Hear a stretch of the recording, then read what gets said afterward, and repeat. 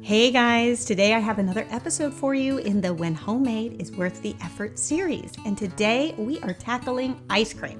You guys wanted to know how to make homemade ice cream, and I thought today, right in the middle of summer, is the best time to hit this one. Now, the question that came up a lot is, can you make homemade ice cream without an ice cream maker? And the answer technically is yes, and I will show you how to do that as we go through. But really, truth be told, it is much better if you can make it in an ice cream machine. So to help you on your pursuits, if you don't already own one, I am doing a giveaway today, thanks to my friends at Cuisinart and Tovolo. So one of you lucky winners will win a Cuisinart ice cream maker. I love this product because you can make homemade ice cream, sorbets, even frozen yogurt. It also comes with a little recipe booklet. So you can make either my recipe today, or you can also experiment with lots of the other recipes that the machine comes with.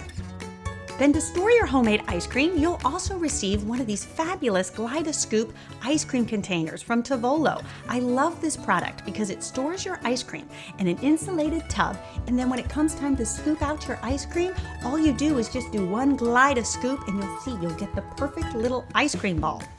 Then you'll also receive one of Tovolo's ice cream scoopers. I love this little thing too because it creates a perfectly shaped scoop. And when you're not scooping ice cream and you're getting the next bowl ready, you can just place it on the counter thanks to those cute little feet.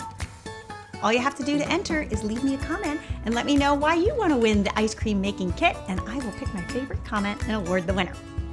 Okay, so without any further delay, let me show you how to make my decadent chocolate chunk homemade ice cream. So the first thing you're going to do is take out a medium pot.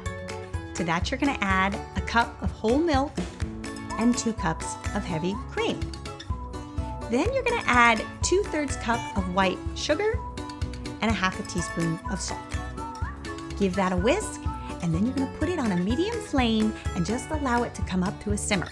Meanwhile, you're going to take out a large bowl and you're going to crack in 6 egg yolks. Now this is a lot of eggs, but this is what makes this ice cream so decadent and delicious. Now we are going to cook these eggs, so not to worry, and I really feel that the best homemade ice cream are ones that have a custard base like this. Now with all this egg cracking, you might also find that you'll get a little bit of shell in your eggs. If that happens, not to worry. The best way to remove a shell from an egg is to take the actual egg shell and remove it almost like a little spoon. For some reason, the egg shell sticks to each other and it really helps remove the shell. I learned that little tip from Sarah Lynn of The Domestic Geek, and if you don't know of that channel, she's a great one to subscribe to. So go ahead and just whisk those egg yolks up until they're a nice pale yellow, and then you can set that aside. And then in another heat-safe bowl, we're going to add some bittersweet chocolate. Now, I really love to use bittersweet chocolate that has at least 60% cacao in it. That means you're going to get a really nice, rich chocolate flavor. I wouldn't necessarily use milk chocolate for this because there's too much sugar in it, and I find that it actually makes the ice cream a little bit too sweet. So I definitely recommend the bittersweet or dark chocolate. Then when your cream mixture is bubbling and you start to see it simmer around the sides, that's when you know it's done, and you're going to pour that hot mixture over the chocolate. Then you're going to whisk up that chocolate just to make sure that it's all melted and smoothed and combined, and it'll look like you have a big thing of chocolate milk on your hands. That's what you want. Okay, so our egg yolks are ready, and then we also have our hot chocolate mixture ready to go. We need to combine both of these things together, but we've got a very hot mixture and cold eggs. And what's going to happen if we pour the whole thing in is we're going to actually scramble those eggs. So the better thing to do is temper our eggs, and we're going to do that by taking 1/3 cup of the hot chocolate mixture, adding it slowly to the egg yolks, whisking all the while. And what that will do is bring the temperature of those egg yolks up slightly so that we can add the rest of the chocolate mixture and not scramble our eggs. So now our mixture is all combined, and we can just go ahead and set that aside. And now we are going to prepare our ice bath. So my favorite way to do this is just to take out a big saute pan, because the pan is metal and it'll keep that ice nice and chilled. So go ahead and just layer the bottom, then take another heat-safe bowl, pop it on top, and then you're going to take a fine mesh sieve and put that on top of the bowl. Now we're all ready to go. So we're going to return to our mixture. We're going to add it to our saucepan, put it on a medium flame, and then take a wooden spoon and you just want to stir it gently, just keeping it moving for about 4 to 5 minutes. And what we're looking for is that mixture will start to thicken up to the point where it will actually coat the back of a wooden spoon. And the way you'll know that it's ready is you'll look at the back of that wooden spoon, it'll be coated, and just take your little pinky and do a line. If it has a nice clear demarcation, then you know your custard is ready to go. Then we're going to take our pot and we're going to pour it into our bowl that's resting in the ice bath, making sure you're working it through the sieve. And it's important to have the sieve because it's going to catch any of those bits of egg that may have scrambled or any bits of chocolate. You really just want to make sure you have a nice, smooth, fine texture. You do want to make sure that you stir it periodically. Basically, what you're looking to do is cool the custard down before you refrigerate it. So you want to stir it every minute or so that it doesn't develop a skin on the top. Now, I know at this point you might be thinking, Beth, that feels like a lot of work for this homemade ice cream, but I'm telling you, it is so worth the effort. You will end up with the most delicious, decadent ice cream. You can create so many great mix-ins with your own varieties, things that you'll never be able to find in a store. So stick with me, it's totally worth it.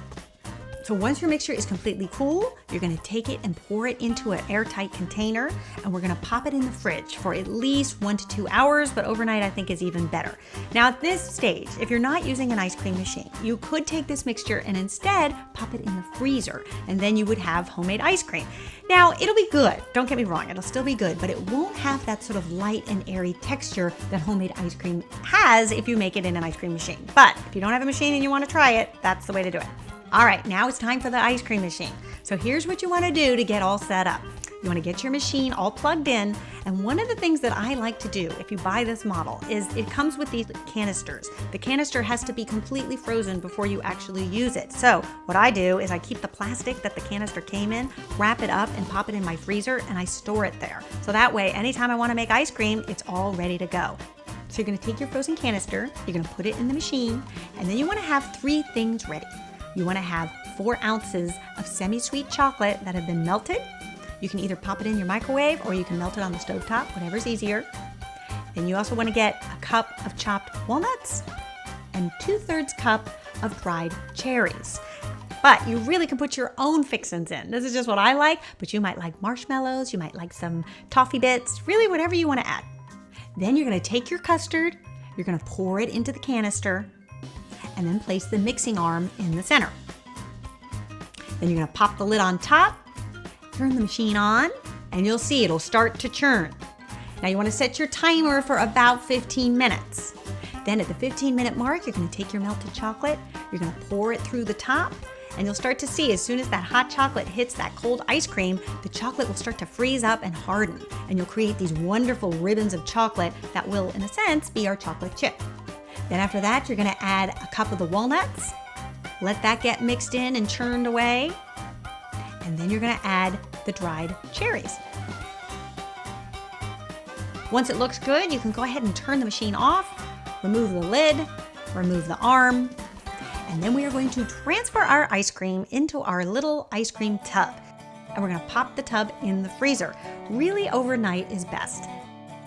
Then when it comes time to serve, I do like to serve homemade ice cream in some fancy glasses because we have put a lot of effort into it. So it is a special occasion. And you will see, you will have that beautiful, decadent, rich chocolate with that ribbon of semi-sweet chocolate, the dried cherries and the walnuts. It is a chocolate chunk ice cream to die for. I am telling you, this is one of my favorite ice cream recipes. I hope you guys are inspired to make your own ice cream. It is definitely worth the effort. I hope you give it a try and let me know what you think. And do enter the contest if you want to win some of these great ice cream making gadgets. All right, you guys, I will see you next week for another delicious recipe. Until then, bye. Gimme that swing, gimme that swing.